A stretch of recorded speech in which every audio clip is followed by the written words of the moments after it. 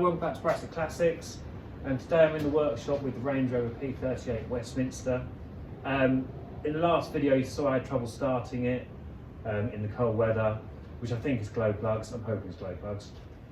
So I've gone and bought myself some very nice, there's one on the floor, it's good for them, Bosch proper glow plugs. These were about £40 on eBay. I could have got some cheap sort of Chinese ones, but I thought, well, I'm going to keep the car, it's worth spending a bit more. This is not an easy, it is an easy job, but you have to take off quite a lot of stuff. So what I'm going to do is, I've removed the intercooler pipe, which is up here. I'm starting to take off the exhaust manifold studs. Then I'm going to just move the manifold out of the way, disconnect the EGR. I think that's the return pipe, I'm not sure. Just to give myself some room, because it's all really tight in here. So yeah, fingers crossed. Anyway, I'll bring you in to show you the engine and what I've done so far. Okay, so this is the 2.5 Range Rover BMW 6-cylinder. Lovely smooth engine. It's really nice actually, I'm really impressed with it. I mean the gearbox is a little bit, as I said, revs rather high, but whatever. So yeah, intercooler pipe is hanging off. I've started to undo the exhaust manifold studs. Yes, I'm going to remove that, because if you can just about see down there, can you see them? There you go, just there is a glow plug. So they're quite hard to get to. I'm sure you probably could get to them without taking this off, but to be honest with you, it's 12 bolts, it's 12 nuts. Pull it out of the way, it's much easier. So yeah, I'm going to remove that. I'll bring you back when I've got all the manifold studs undone, and then we can have a look, see what the access is like. This has got to come off from there, the EGR, because obviously I can't move this otherwise. I'm only going to move it sort of just up, just so I can get underneath, because the access for these glow plugs is awful. I mean, I don't know if you can see them in there. You can just about make out a glow plug there, I think. But you see my point. So yeah, new glow plugs today. Fingers crossed that will cure the cold start issue. Not that it's been a problem today, because it's quite nice weather actually, and it started first turn of the key.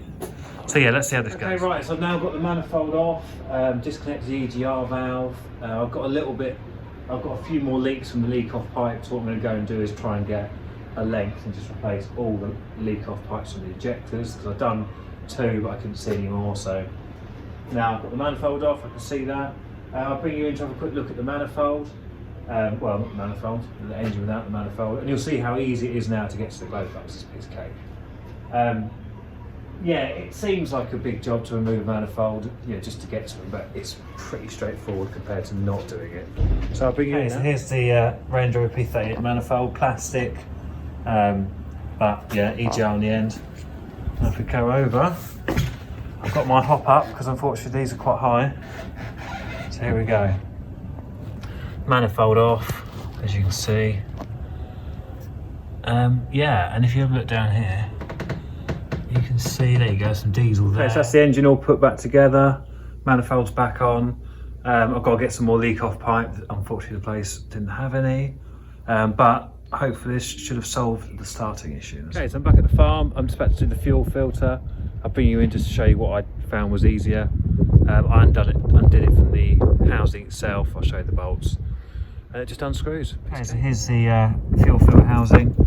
I've just taken these 2 bolts out, which then allowed me to remove the whole lot, and then you can really get some grip on it, because this one was really tight. Also remove the sensor, which I'll put back in a bit. Yeah, I'm going to refill the filter so it doesn't put a strain on the lift pump, then put it back in, and hopefully that should cure our intermittent rev drops, hopefully. Fingers crossed. Okay, so one of the other things I love about this car is just the size of it. You can fit everything in. It's just massive. Even the basic boot itself is huge.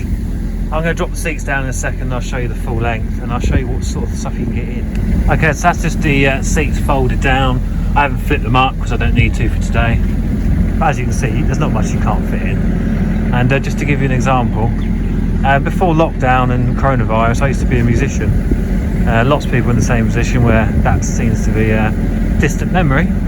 This car's very suitable for musicians, I'll show you now. Okay, so this is double bass. As you can see, I'm just over 6 foot. It's bigger than me. It's very cumbersome and a bit of a pain. Not if you've got a Range Rover though.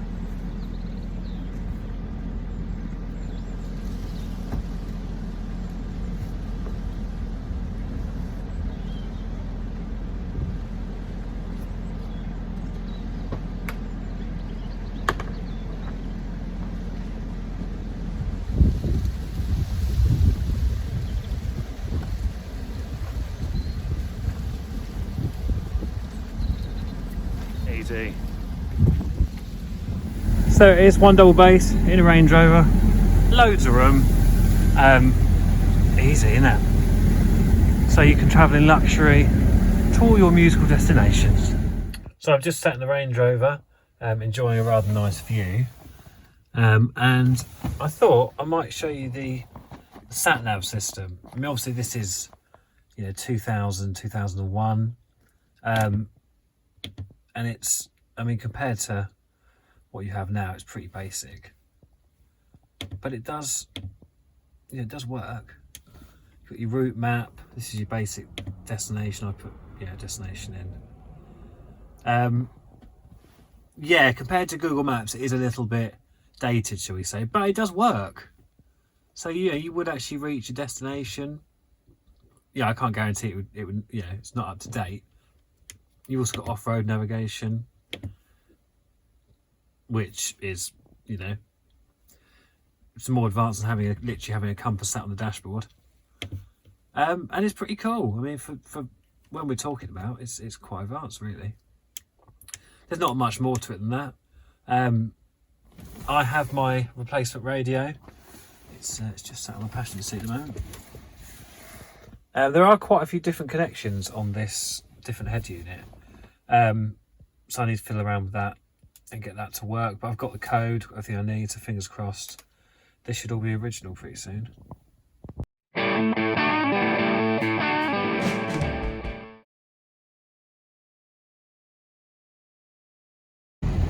So after 2 weeks of owning this car, I'm finally getting it clean, so I'll actually be able to see what the condition is really like. Obviously I can't get it properly clean because I can't do the inside, but wish me luck. Hopefully it won't be too many scratches and too much to worry about.